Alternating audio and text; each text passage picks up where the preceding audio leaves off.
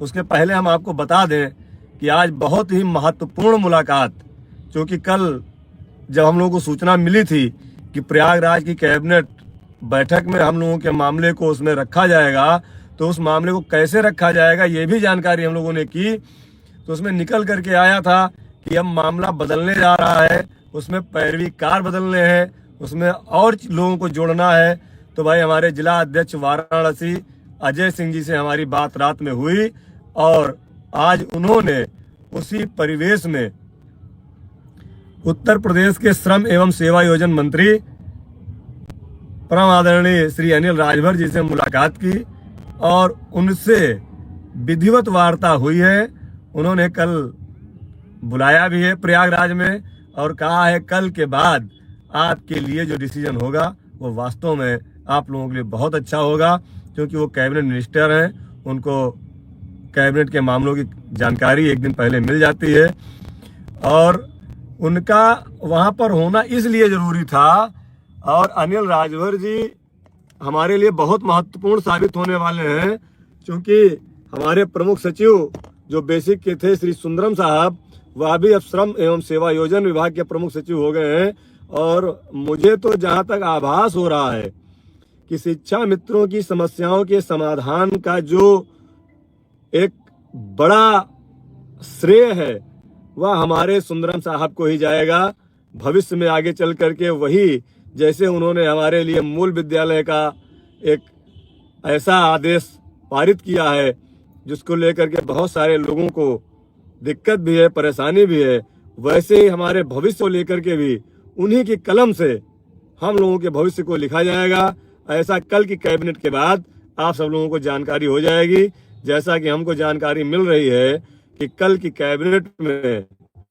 8 लाख संविदा कर्मचारियों का जो मामला चल रहा है, उन सब को लेकर के एक छोटे से आयोग जैसी एक व्यवस्था बनाई जा रही है और वह हम लोगों की सेवा को, हम लोगों के श्रम को, हम लोगों की मेहनत को देखते हुए हर कर्मचारी का वेतन और भविष्य तय करने का अधिकार इस विभाग को मिलने का पूरा उम्मीद है। जहां तक कि हम 2 दिन में निकाल पाए हैं, जहां तक कि हमको जानकारी मिल पाई है कि अब हम लोगों के भविष्य का निर्धारण बेसिक शिक्षा और वित्त विभाग की अनापत्ति के बाद श्रम एवं सेवा योजन विभाग के द्वारा 8 लाख संविदा कर्मचारियों का किया जाएगा। ये जानकारी मुझे आज मिली है। इसके लिए हम चूंकि पूर्व से माननीय मंत्री श्री अनिल राजभर जी से और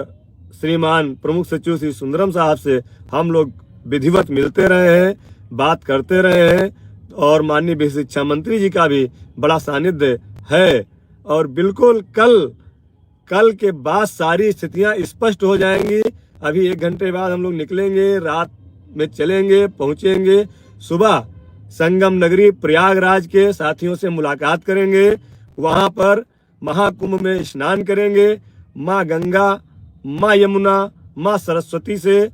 तीर्थों के राज प्रयागराज से कामना करते हैं कि कल हम सभी संविदा कर्मियों के लिए एक ऐसा डिसीजन लेकर के यूपी सरकार आए जिससे हम सबका भविष्य एक अच्छे भविष्य की तरफ बढ़ चले और जो हम लोगों ने अब तक मुसीबतें उठाई हैं उन मुसीबतों का खात्मा हो। इसलिए आपको हमने पूरी कहानी बता दिया है कि ऐसा कुछ होने की उम्मीद लगी है कि सबके भविष्य का निर्धारण एक आयोग श्रम सेवा योजन विभाग के माध्यम से करेगा और वास्तव में वह जब व्यवस्था बनेगी वह एक दूरगामी परिणाम देगी। केवल मानदेय बढ़ना एक छोटी उपलब्धि है, लेकिन अन्य समस्याओं का समाधान अगर साथ में हो जा रहा है तो हमारे लिए दूरगामी परिणाम है। और ये हम पूरी उम्मीद करते हैं माननीय मुख्यमंत्री जी से, माननीय सरकार उत्तर प्रदेश से कि कल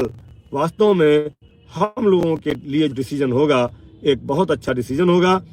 माननीय मंत्री जी, माननीय मुख्यमंत्री जी को धन्यवाद देते रहिए। हमारे बेसिक शिक्षा मंत्री आज पहुंच चुके हैं, कल वह भी बैठक में रहेंगे और एक बड़ा डिसीजन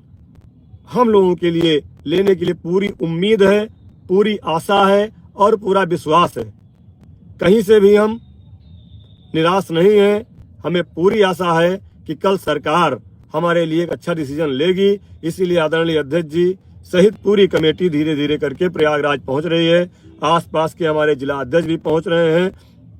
हमारे जिला अध्यक्ष वाराणसी अजय सिंह पहुंच गए हैं और सोनभद्र, मिर्जापुर, भदोही,